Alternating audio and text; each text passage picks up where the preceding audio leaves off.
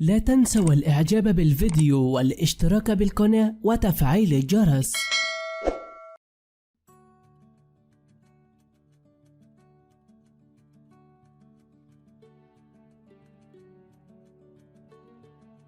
وفاة الفنان أنطون شمعون في ذمة الله. نبأ الأردن إيماننا بقضاء الله وقدره. يناعي نقيب الفنانين المخرج محمد يوسف العابدي ومجلس النقابة وأعضاء الهيئة العامة في نقابة الفنانون الأردنيون الفنان الأردني الكبير رئيس الفرقة الموسيقية للإذاعة الأردنية سابقا أنطون شمعون، والذي وفاته المنية يوم 22/3/2026 في المهجر الولايات المتحدة الأمريكية. نسأل الله لروحه الرحمة والسكينة والسلام، وأن ينال مع عائلته ومحبيه الصبر والسلوان، وإنا لله وإنا إليه راجعون.